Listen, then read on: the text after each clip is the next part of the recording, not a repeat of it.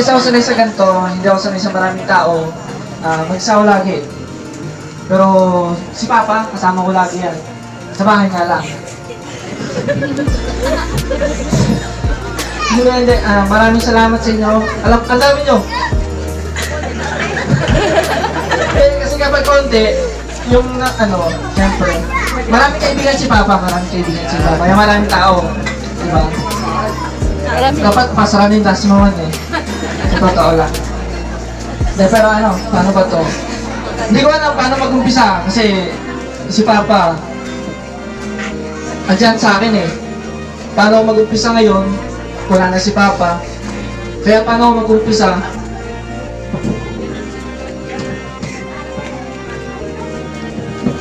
Ako yung bunso, same kami ang pangalan, Rolando. Ako yung tagapagmana niya, tagapagmana ng patay. Ganun. Maraming pinamana sa akin si Papa. Mahal ko yan eh.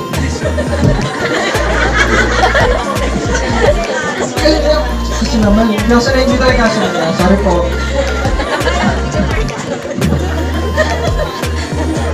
Bunso talaga. Hindi, alam na ni Papa lahat yan. Ayoko nang umiyak. Ayoko nang umiyak sa maraming tao.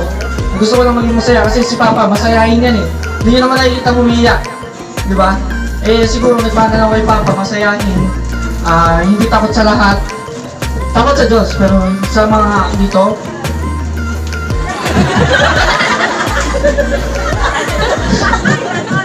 Joke kasi, ano dyan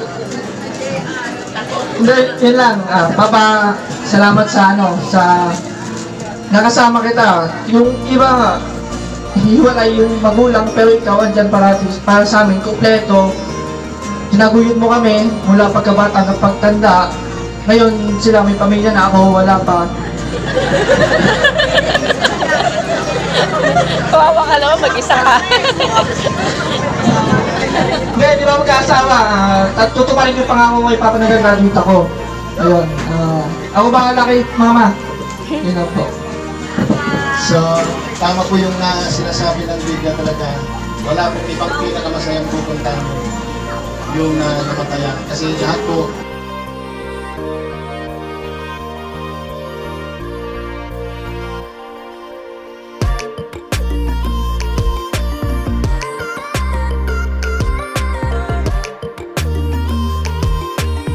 Maraming salamat.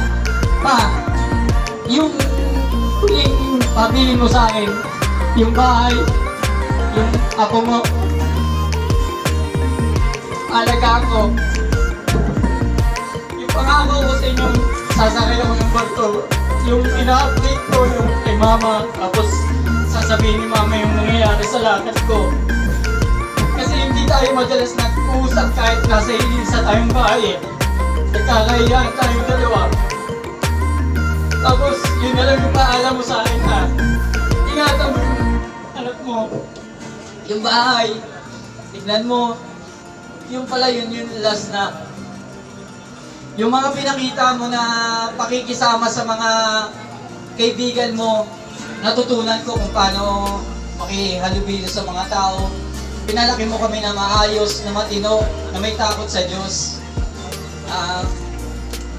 Ginabayan mo kami, pero ngayon parang ang hirap lumakad kasi ikaw yung parang pag nag-decide ako, sasabihin ko kay Mama, si Mama, sasabihin sa akin yung suggestion ni Papa. Siyempre iisipin ko yung suggestion ni Papa na maraming ulit. Ang hirap na gagawa ko ng desisyon, pero wala ka na, tinanggap mo yung nakangiti ka nung nasa morgue ka kasama kita. Tinanggap mo na nawala ka na, masaya ka, kitang-kita naman sa mukha mo. Yun lang po, maraming salamat po.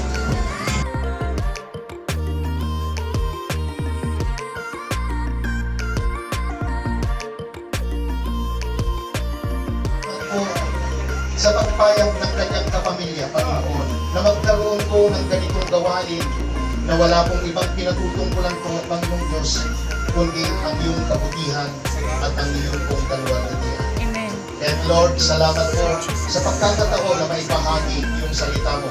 Nawa po, Panginoong Diyos, sa lahat ng narito, Panginoon, ay hipuin mo po ang bawat pusong makakarinig ng iyong salita, sapagkat ang salita ng Panginoong Diyos ay nagbibigay sa amin ng inspirasyon upang kami magpatuloy, Panginoon, habang kami ay nandito sa lupa, Panginoon. Patuloy naming haharapin na may katapangan ang lahat ng problema. In Jesus' name. Amen. Ngunit, ito yung sinasabi din ng banal na kasulatan, karamihan sa mga tao ay namumuhay na parang patay. Ano po ang ibig sabihin na namumuhay na? Tayo ngayon dito, maaaring buhay na buhay tayo mayroong hininga, pero maaaring hindi rin tayo namumuhay na parang buhay, kundi mga patay. Naalala ko yung isang kwento na pinamagatang Dead Man Walking. Nabasa ko sa libro. Ang Dead Man Walking ay tumutukoy sa mga taong nabubuhay, ngunit makapatay na. Tapos na ang buhay nila. Wala na silang pinabukasan. Ang kamatayan na lamang ang bumabalot sa kanila habang hinihintay nila ang kanilang hakot. Mga patay sila na nagsisila. Yung para pang mga zumbis na gumagalaw, pero ang katotohanan, sila ay mga patay. At totoo yung sinasabi ng Apostol Pablo. Ang sabi ng Apostol Pablo doon sa Ephesians chapter 2 verse 1-5, noong una sabi ng Apostol Pablo sa kanyang sa mga Kristiyano doon sa Efeso, itinuring kayong mga patay ng Diyos dahil sa inyong mga pagsuway ninyo at sa mga kasalanan. Namuhay kayo gaya ng mga taong makamundo. Sakop kayo noon ang kapangyarihan ni Satanas, ang hari ng mga espiritong naghahari sa mundo, sabi niya. At siya rin ang espiritong kumikilos sa puso ng mga taong ayaw sumunod sa Diyos. Amen! Dahil ang magandang balita, sabi ng Apostol Pablo sa mga taga-Roma, chapter 8, sabi niya, kaya ngayon hindi na hatulan ng kabalusan ang mga nakay Kristo Jesus. Sabihin mo sa iyong katabi mo, ikaw yun, kapatid. Amen. Hallelujah. So ngayon, ito po yung katanungan. Paano po magiging kay Kristo? Paano po ang magiging kay Kristo? So, mga kapatid, dalawa lang ang maaaring patutunguhan ng ating buhay. Ang buhay at ang kamatayan. Yun lang naman ang dinidiin niya sa atin mula pa kanina. Pero hindi po ito literal na buhay, kundi hindi literal na buhay at kamatayan ang tinutukoy dito. Bakit? Naalala ko yung sinabi ni Moses sa mga Israelita nung sila ilabas niya sa Egypt. At ang sabi niya, aking tinatawag ang langit at ang lupa na pinakasaksi laban sa inyo sa araw na ito na aking inilagay sa harap mo ang buhay at ang kamatayan. Sabi niya, ang pagpapala at ang sumpa.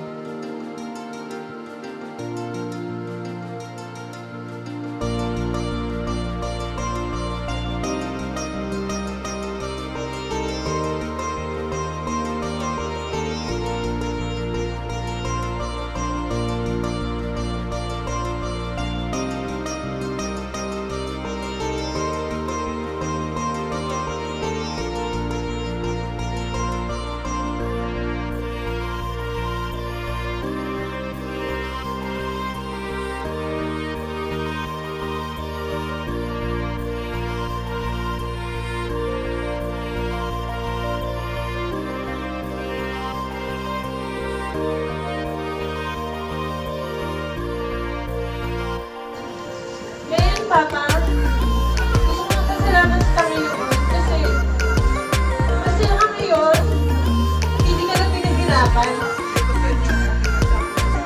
Proud na proud ako dahil ng mga mahal sa'yo. Hindi lang kami lahat.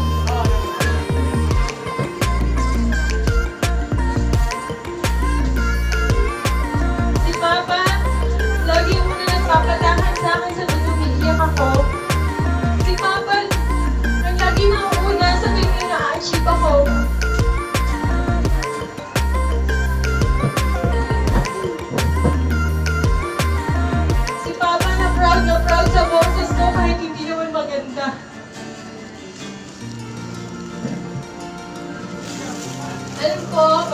malakasan mo yung loob ko. Kahit alam mo, iyakin ako. 30 years pa, maraming salamat sa pag-aalaga sa amin at pag-aaruga sa aming mga magkakapatid.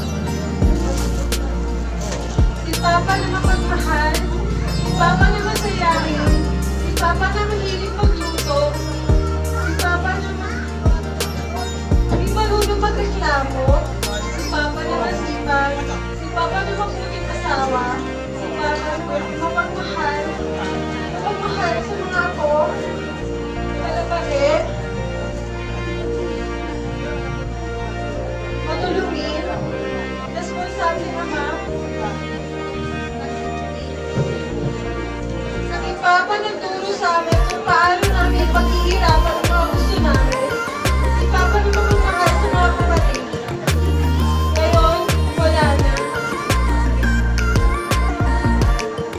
Kahit wala ka na pa, nananatili ka sa puso't isip namin.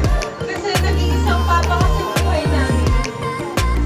Nang walang hihigit, kanino man. Ha? Salamat sa lahat.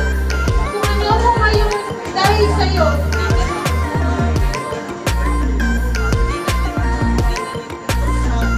Dahil pinalaki mo ang mapagmahal. Mapagmahal na anak, mapagtigay at may respeto. Alam mo ba, ito yung kinakatakutan ko sa lahat eh. Yung mawala ka. Kasi may hindi ba yung buhay ko. Pero kailangan kong tanggapin. Kasi si Lord ang nag-desisyon sa buhay na meron ka ngayon.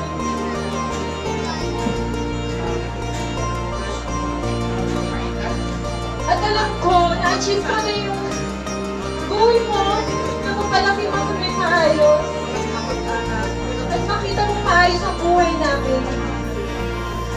Papa, pangako ko na alagaan ko si Mama. At gagabayan ko ang mga kapatid ko. At mamahalin ko ang mga apo mo na gaya ng pagmamahal mo sa amin. You are the best Papa. I love you. Maraming salamat po sa mga nagmamahal kay Papa.